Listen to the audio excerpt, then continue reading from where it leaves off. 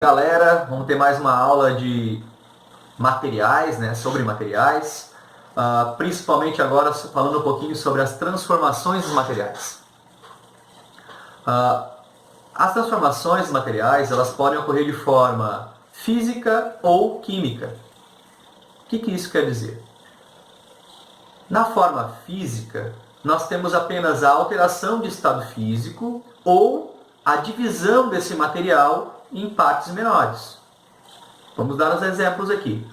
A água, por exemplo, elas podem, né, ela pode se transformar em gelo, em gás, em vapor de água, né, como a gente diz, alterando apenas a sua composição física. Continua sendo água, porém, agora em estado físico diferente.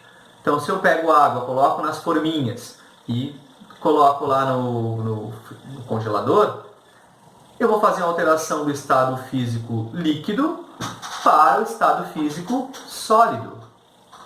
Então, no momento em que as moléculas, né, que são as porções que formam a água, estão em estado sólido, elas têm muita adesão, pouca mobilidade, e a gente não consegue atravessar, então, essa substância com o dedo, né?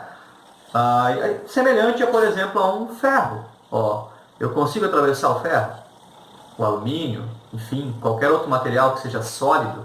Não consigo, porque as moléculas justamente estão muito ligadas entre si.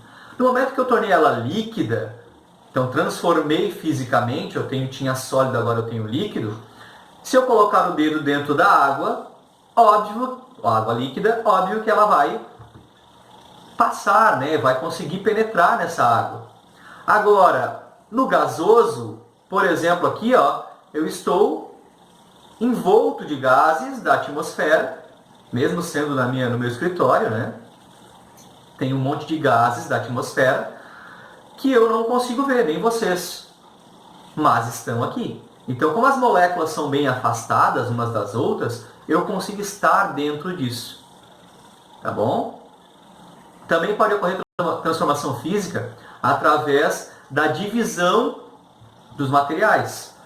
Se eu pegar um copo de vidro e quebrá-lo em vários pedacinhos, eu vou ter cacos de vidros de vários tamanhos, eu consegui dividir a matéria de forma física. Qual era a matéria? Matéria era o vidro.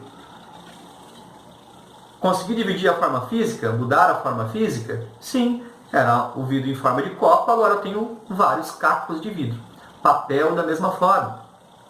Se eu cortar o papel em vários pedaços menores, eu estou dividindo esse papel, alterando forma, então eu tenho uma divisão, né, uma modificação física, uma transformação física. Madeira, a mesma coisa. Se eu cortar a madeira em vários pedaços menores, eu vou ter pedaços pequenos de madeira, mas o material continua sendo o mesmo. Madeira.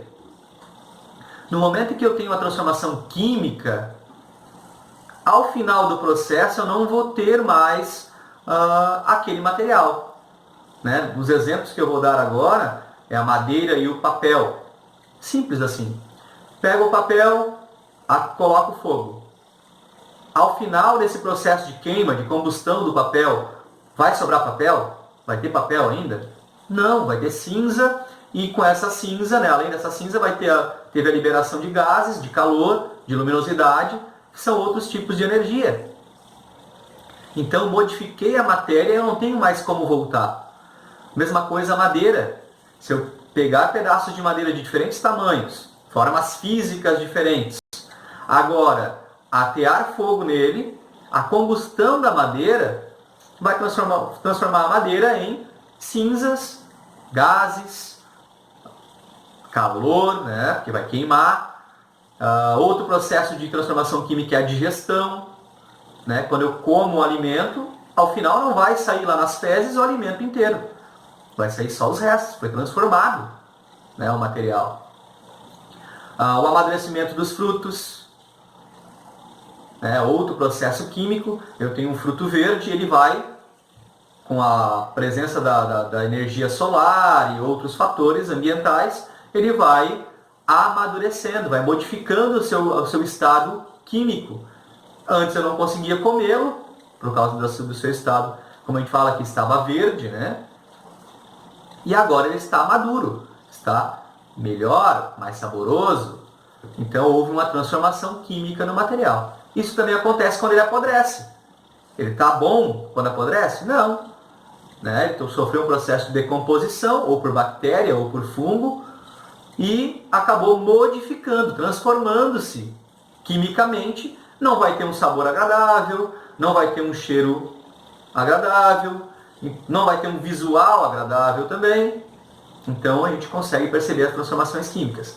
Outra perguntinha: quando você coloca um ovo a cozinhar, né, na água fervente, consegue fazer com que esse ovo volte a ser cru? Óbvio que não. Né? Então, no momento em que houve uma transformação química, eu não consigo fazer retornar o material ao que ele era antes. Né? Diferente se eu pegar o ovo, quebrá-lo, né? Quebrar a casca e misturar a gema com clara. Continua sendo o ovo cru. Porém, os materiais estão misturados. Simples assim. Transformação física. No momento que eu cozinhei, que eu fritei esse ovo, ele sofreu uma transformação química. Então eu não tenho como fazê-lo, não tenho a mesma substância ali. Tá? Sempre nas transformações químicas, diferentes das físicas, que eu trabalho as mudanças de estado físico, né? Fusão do sólido para o líquido, vaporização do líquido para o gasoso, condensação do gasoso para o líquido, solidificação do líquido para o sólido, sublimação, quando transfere direto do sólido para o gasoso. Eu tenho essas transformações físicas. Na química, eu posso representar a transformação química através de uma reação química. Então, inicialmente eu tenho os reagentes, as substâncias, né, os materiais que vão reagir. Por exemplo, o ovo, a água e mais o calor da chama ali do fogão, né? Então eu tenho três materiais, três substâncias, duas substâncias e uma energia, né? Um catalisador, que aumenta a velocidade do processo químico. Então, a água fervente, né, com o ovo vai fazer com que o ovo sofra um processo químico, né, que se transporte em um novo produto, o ovo cozido. Mesma coisa com o arroz. Arroz, se eu coloco sal, coloco azeite, enfim, né, mais água, reagem com a adição do calor e no final eu tenho o arroz cozido. Tá? Transformação química. O arroz cozido não volta a ser arroz cru. Diferente, por exemplo, da tábua. Se eu partir a tábua em duas, se eu quiser uni-las, é só fazer pregá-las novamente, eu consigo ter uma tábua, né? Ou um pedaço maior. Agora, tábua de 10 metros e uma tábua de 2 metros, tem diferença? Não é o mesmo material? Madeira? Então eu tenho uma transformação física. No momento que eu mudei, alterei a composição da substância, do material, ovo cru, ovo cozido, arroz cru, arroz cozido, eu tenho a transformação química. Sempre teremos, na transformação química, reagentes de um lado da reação e ao final nós teremos os produtos. Né? A reação pode ser, né, em duplo sentido. Eu posso tanto transformar os reagentes em produtos, como depois os produtos virarem reagentes e transformarem novamente. Mas é mais difícil esse processo, tá bom? Continuando a falar agora, falaremos um pouquinho sobre os materiais naturais e os materiais sintéticos. O que são os materiais naturais, considerados naturais? Então nós temos materiais naturais, tudo aquilo que a natureza produz, né, sem interferência do ser humano. Então, a lã, o algodão, né, leite, a areia, a água, o petróleo bruto, né, o petróleo natural lá, o arroz, as frutas, verduras, enfim, tudo que a natureza produz é considerado um material natural. No momento que o ser humano interage com isso e transforma em outra coisa, por exemplo, o plástico, a tinta, o papel, o detergente, né, o aço, que é uma liga metálica, eu estou modificando essa composição natural e eu estou obtendo materiais sintéticos. Tá? Então eu tenho, por exemplo, a maionese também, que a gente utiliza no dia a dia, né? Ela é um material sintético, a margarina é um material sintético, não é produzido na natureza, né? Tudo então que a gente modifica é considerado um material sintético, ok? Então eu espero que tenha ajudado um pouquinho para vocês estudarem essa aula 3 aí que vocês têm e até a próxima aula. Um abraço e bons estudos.